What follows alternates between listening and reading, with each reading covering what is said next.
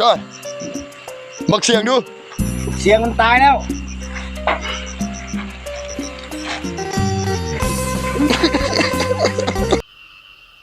ฤดูเฮ็ดนาหมุนเวียนมาฮอดอีกแล้วสบายดีทุกคนเนาะมื้อนี้เบาบาร์เบอร์จะมาเอาชีวิตรอดอยู่ทุ่งนานี้เป็นเวลา2 คืน 3 มื้อเนาะซึ่งจะเป็นแนวใดนั้นไปติดตามรับชมนำกันเลยจะดำรงชีวิตแบบจะบ่ใช้จ่ายเงินจะเก็บภายใน2 คืน 3 มื้อเนาะบรรยากาศจะเป็นคืออยู่บ้านเฮาหรือบ่นั้นไปติดตามรับชมนำกันเลยไป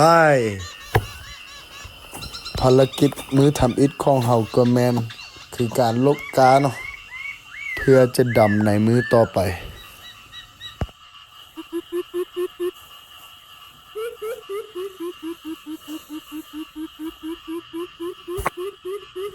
ในขณะที่กำลังลกกาอยู่นั้นเฮาจะมักเห็นแมงไม้ประเภทต่างๆเนาะหลายชนิดที่ปนเปกันอยู่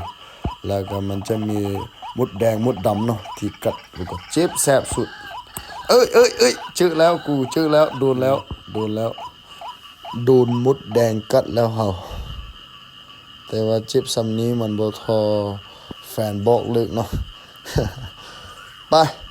หลังจากนั้นเราก็จะเอาข้าวกาลงทุ่งนาเนาะเราก็จะเอาข้าวกายายทั่วทุ่งนานี่เพื่อจะดำในมื้อต่อไปเนาะ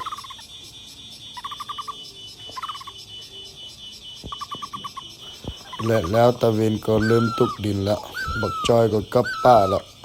ยังเหลือแต่เบาบาร์เบอร์แล้วเบาบาร์เบอร์ก็กำลังซอกอาหารเพื่อจะกินในคาบแรงนี้เนาะเขาก็จะลุกเก็บผักกูดตามแคมนาแคมห้วยเพื่อเอาไปคว้าเป็นอาหารในคาบแรงของมื้อนี้เนาะ อยู่แคมนามันจะมีน้องปลาน้อยๆเนาะเขาก็จะไปจับตัวปลาแล้วมาคั่วใส่ผักกูดแล้วกินเสียดายบ่ได้ทาหุกินข้าวแล้วเอาก็ไปไต่กบไต่เขียดแล้วพักผ่อนเอาแห้งเพื่อภารกิจของมื้อต่อไปเช้ามื้อต่อมาเขาก็จะมีอาหารไว้กินคาบต่อไปเนาะเพื่อให้มีชีวิตรอดอยู่ทุ่งนาน้อยภารกิจของมื้อต่อมาก็คือดำนาเนาะซึ่งจะดำโดยจันเพ็งแล้วก็เบาบาร์เบอร์